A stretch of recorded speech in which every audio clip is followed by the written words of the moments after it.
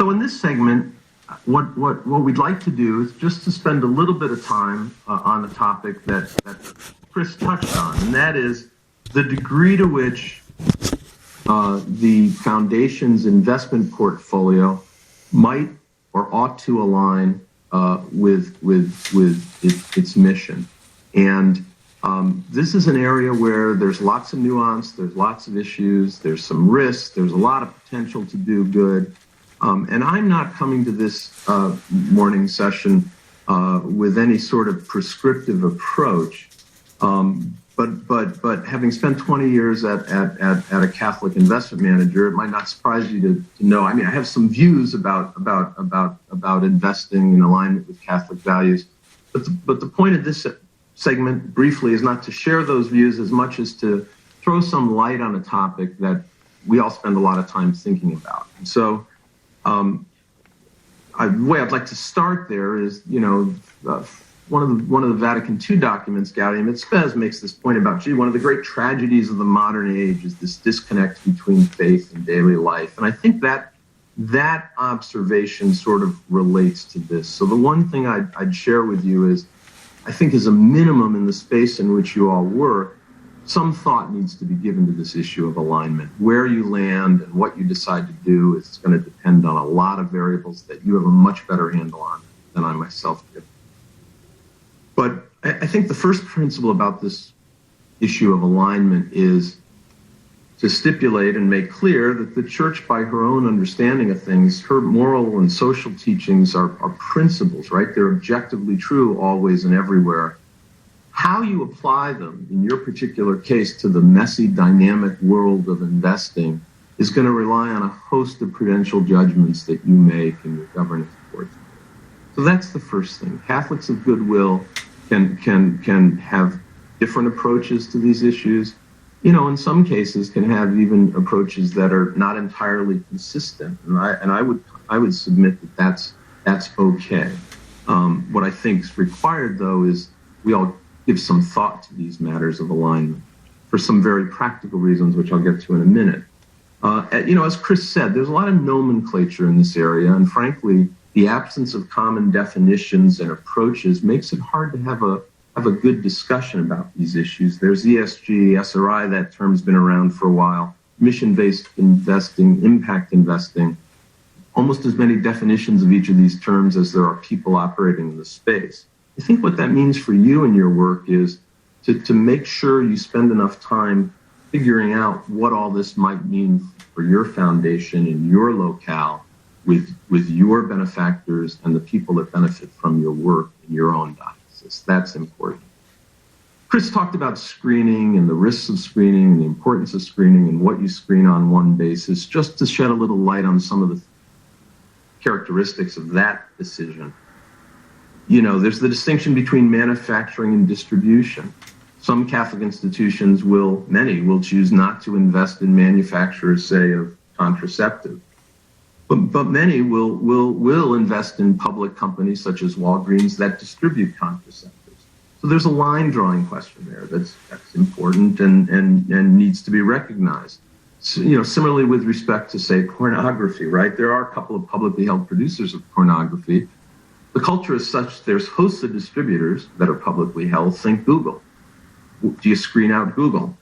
It's a question. I don't have an answer for you, but it's just a question. As Chris suggested, there's materiality thresholds around screening. If a company has less than 5% of its earnings in a morally objectionable area, does one screen or not? There's the thorny issue of corporate contributions. My view as a shareholder is I'd rather invest in a company that distributes higher dividends to me and my wife, and we can decide where we want to make charitable contributions and candidates to whom we wish to contribute. But that's not the world we live in. So to what degree does the charitable giving patterns of a public corporation matter to you? Again, it's a question, no answer.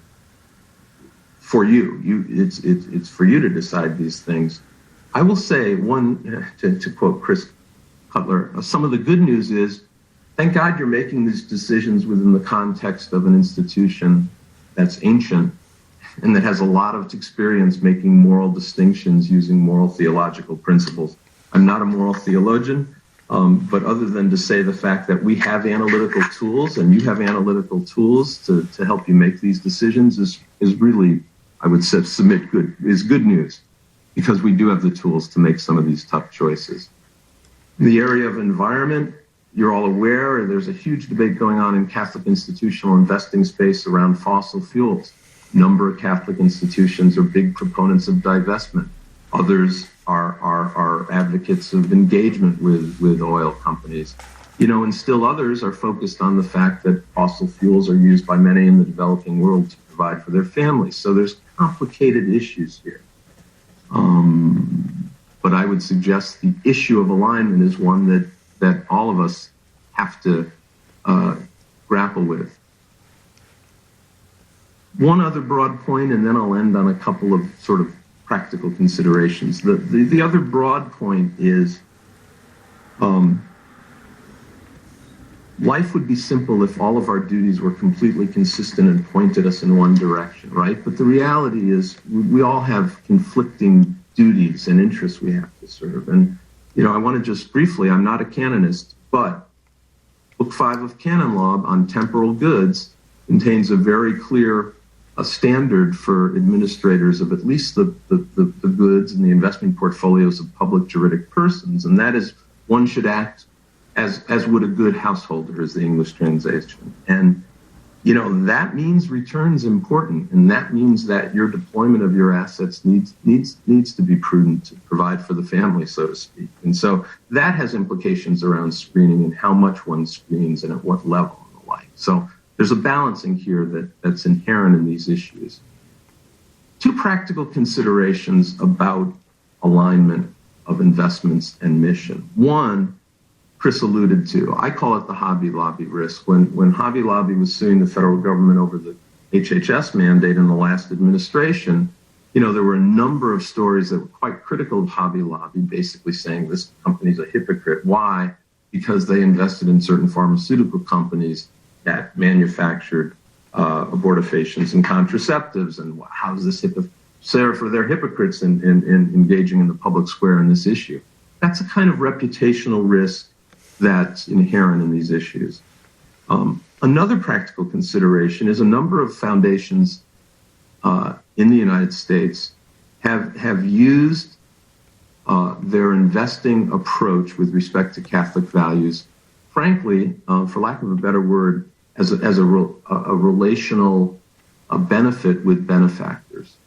In other words, being able to say to benefactors, if you make a gift to us, we'll put your money to good use, and it'll be put to good use in two ways. The money will be deployed to fund mission, and oh, by the way, our investment portfolio, we also do good in the economy and the market through shareholder engagement and the like. So there's some practical things around this in addition to what the moral and ethical issues may be that you might consider. I'll end on a couple of brief notes about what's the work look like on these issues for a typical foundation. Chris alluded to some of them. One, I think there has to be a decision about, is alignment desirable? If so, to what degree? If the answer is yes, some alignment's desirable, then you need to decide what are the important issues for our foundation, for our diocese, for our local church.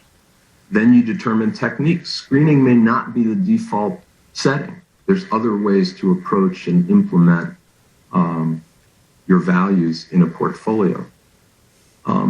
Then there's pretty prosaic questions, sort of like in the first segment that we talked about.